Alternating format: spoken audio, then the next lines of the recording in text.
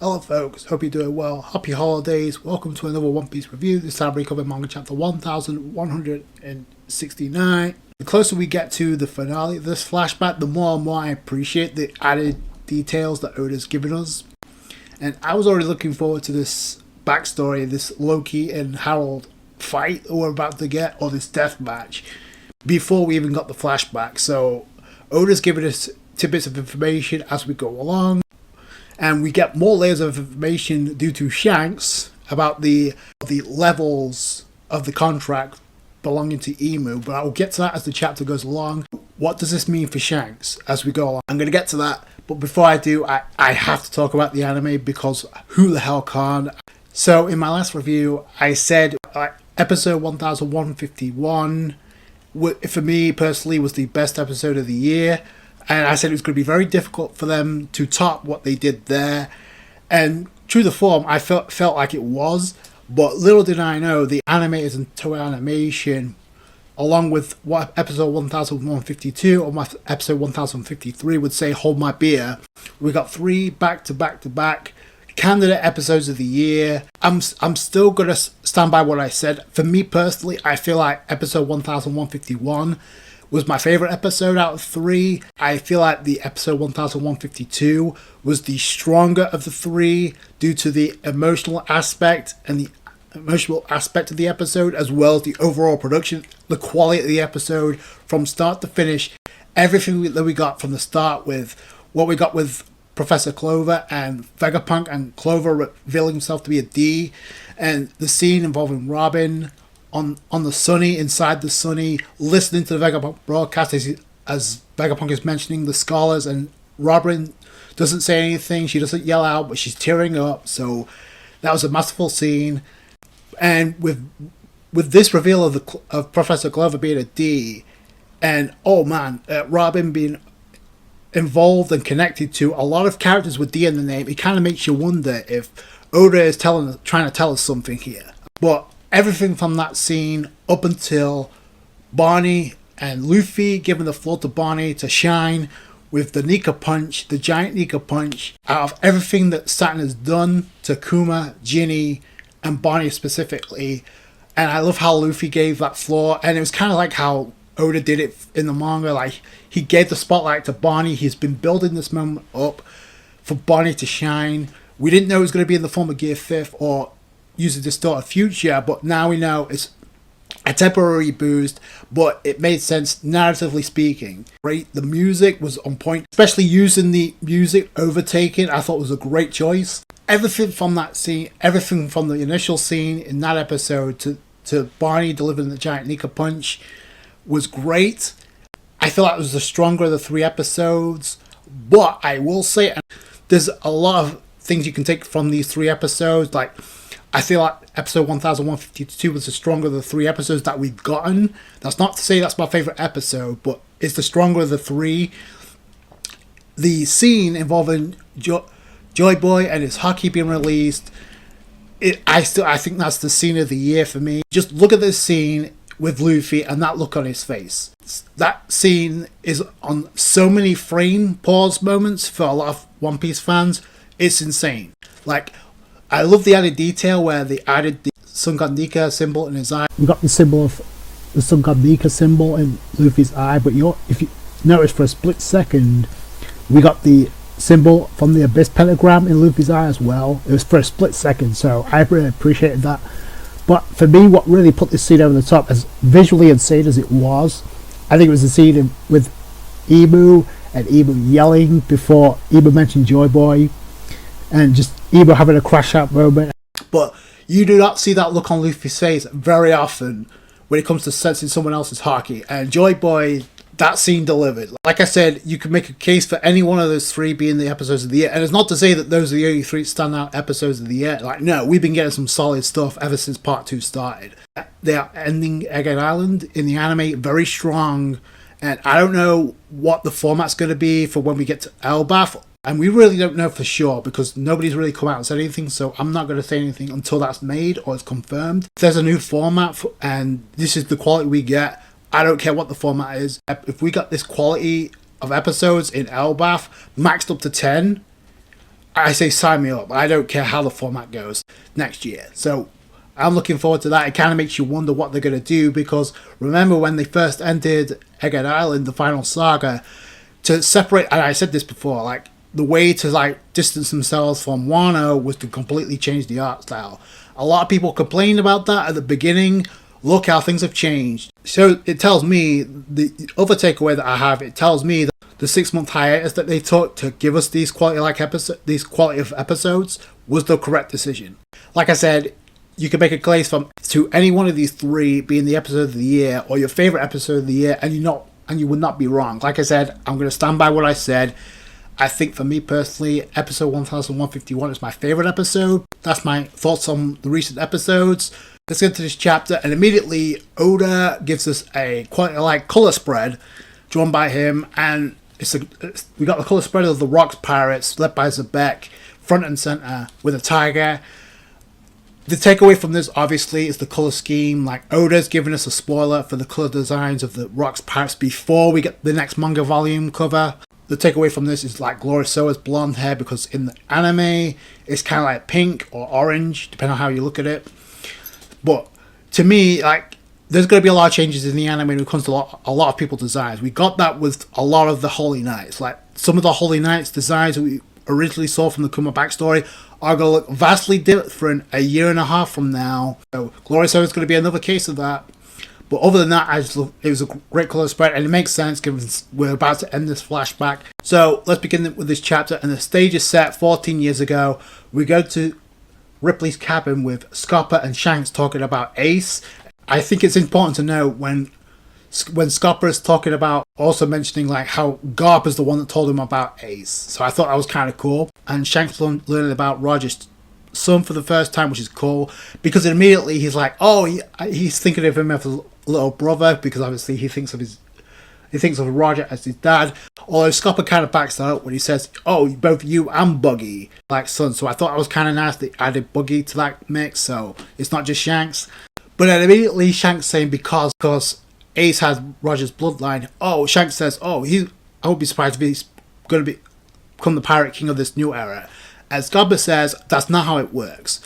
Besides, those who are burdened with high expectations fail to reach the top.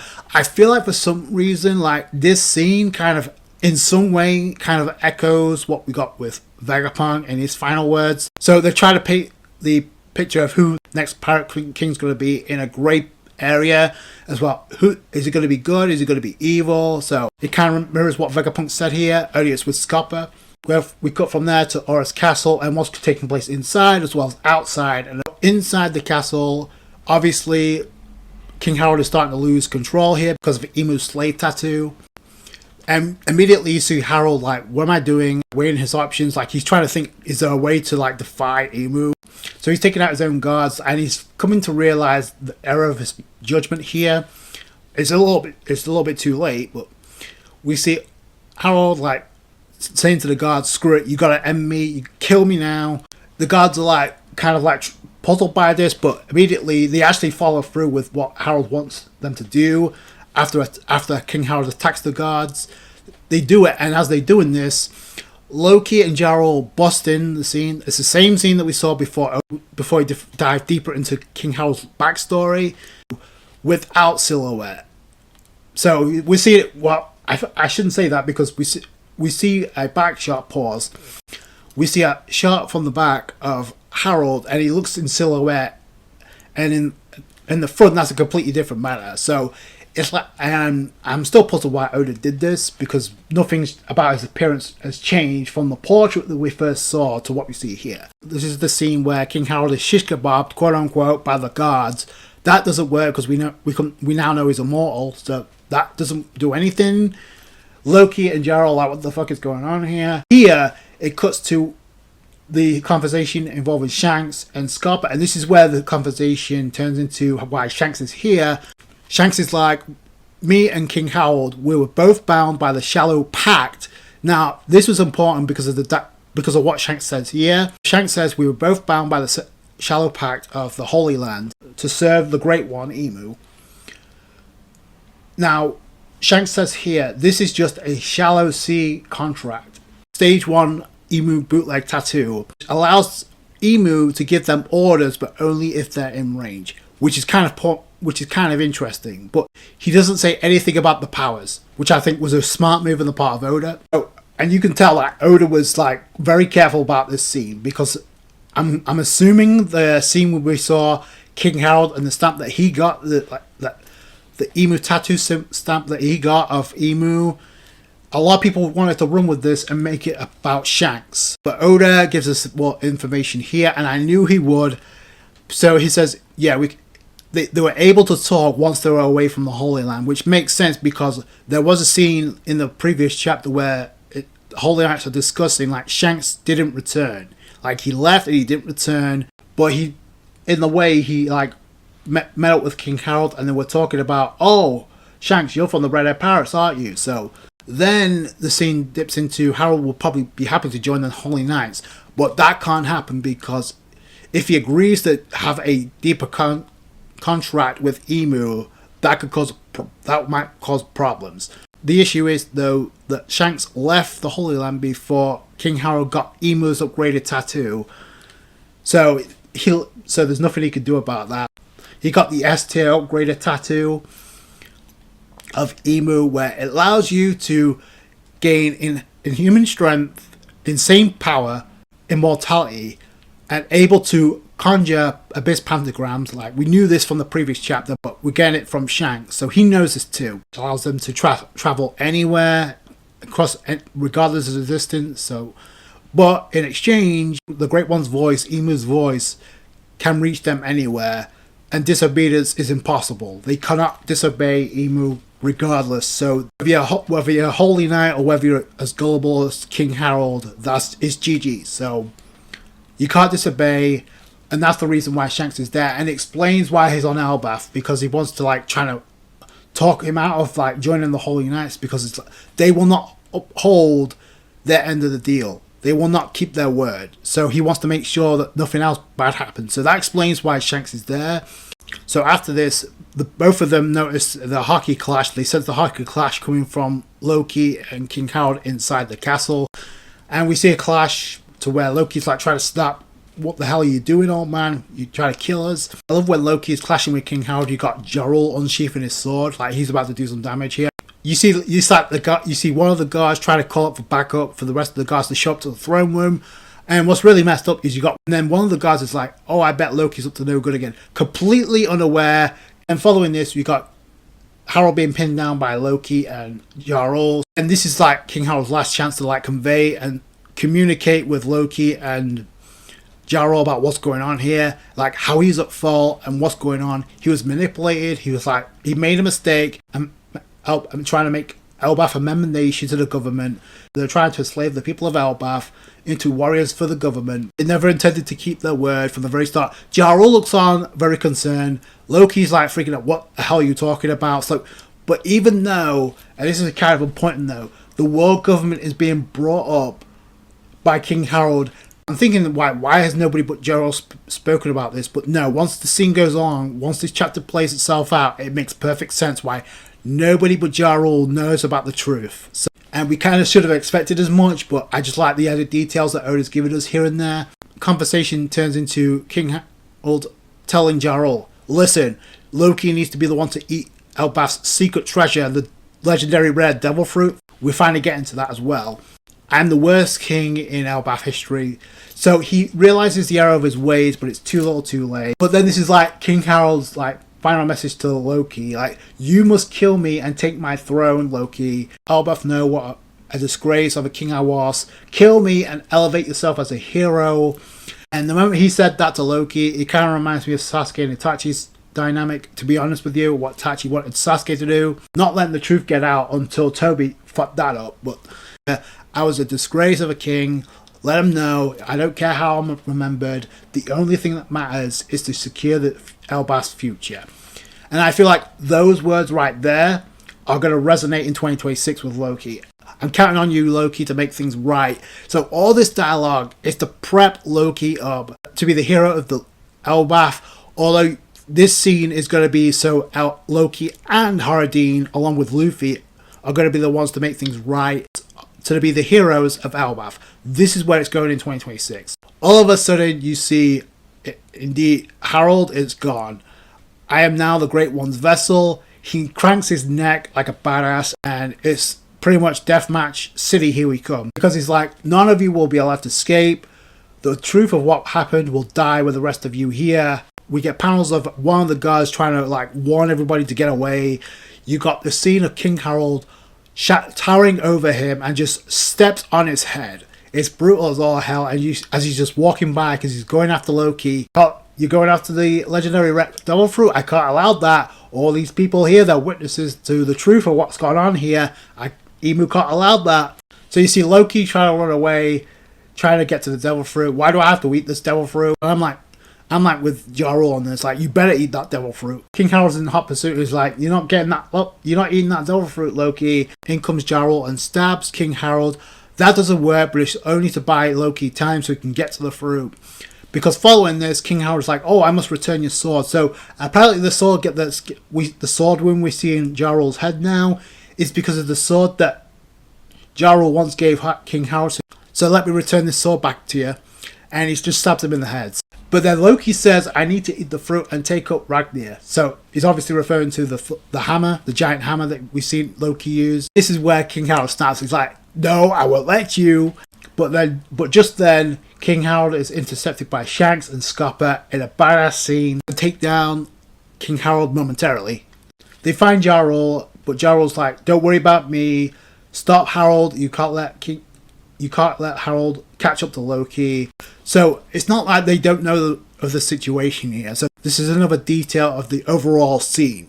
Shanks is trying to reason with King Harold, like, he knows what's going on, he's losing control. Shanks is like, look at what you're doing, open your eyes, it's not going to work. King Harold gets back up and he says, yo, Shanks, how you doing? This immortality thing is kind of awesome, you should try it. And Shanks is finally realizing there's no way to free him, having followed these orders. So it's GG's, except to let Loki be the one to take King Harold down. And this is what the final scene is leading to. So Loki finds the treasure chest with the legendary red devil fruit inside, but before he can even open that, in comes Ragnir out of nowhere. It's like thrown out of nowhere, and Loki avoids, and that's how Oda ends the chapter. So this is pretty much Oda revealing he's a fan of Thor and he's a fan of Marvel. So if you're not aware, the Millionaire can move on its own regarding Thor's thoughts, mental thoughts. It can move by will or mental commands. So it can move dependently on its own. And a hammer that's a reference to Thor is attacking Loki on its own. It's cool that Oda's using the Millionaire as reference for this hammer that we know Loki's going to adopt for himself on top of the devil fruit. So that's really cool. So Oda's following along with the Norse mythology vibe of elbaph, so that's really cool. So two things come to mind immediately with the scene. Number one is either the hammer is like testing Loki or it's being programmed by somebody else. But let's address the elephant in the room.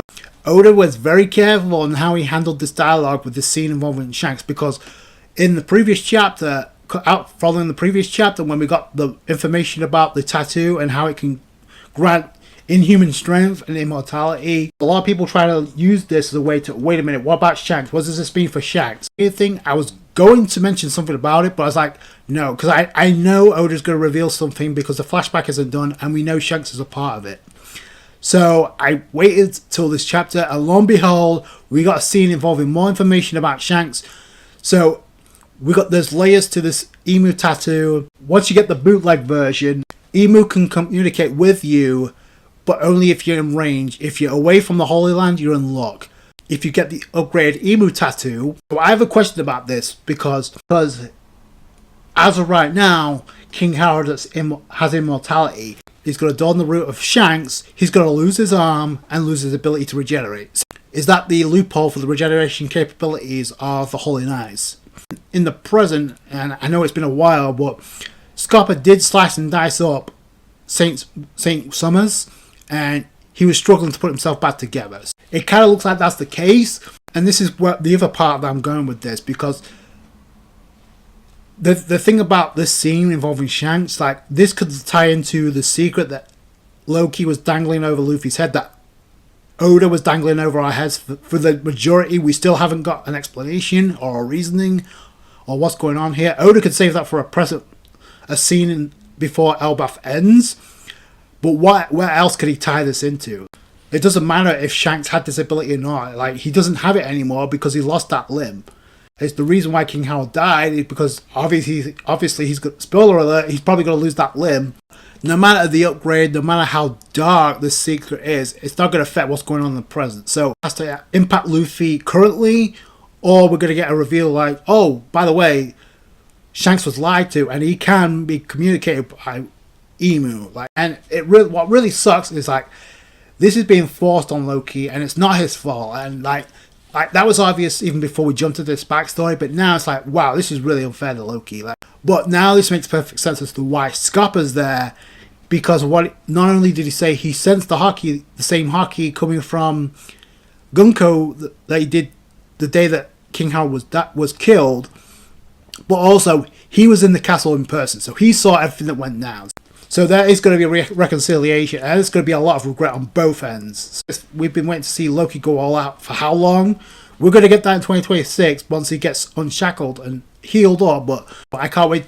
It's going to really set the tone, and like I said before, with the anime and the way they've been presented as of late, and we got Jumpfesta around the corner, so I'm sure Oda's going to hype up the manga like crazy. You got season 2 of the live action on March 10th, and who knows what else we might get announced this year at Jumpfesta. The way that the anime has handled the last 3 episodes, this is making the wait worth it, because I can't wait to see this now, because Oda is little by little hyping Loki up with the hammer, and now with obviously him eating the legendary rare devil fruit, which we have no information about, so I can't wait to see that, and can't wait to see what Loki does when he's unshackled. So this is something we've been waiting for since we met Loki, so you can't tell me this is not going to be hype in 2026. See this motherfucker cut loose. Literally, it's going to be a taste of what we're going to get from Loki in the present once we get out of flashback mode in 2026. So I can't wait to see that. Let me know what you guys think down below. That's going to do it for you guys. Thank you so much for watching. If you enjoyed this video, you guys know what to do. Hit that thumbs up. I appreciate that. I appreciate your guys' support. Happy holidays. Catch you guys later. Thanks, guys. Bye.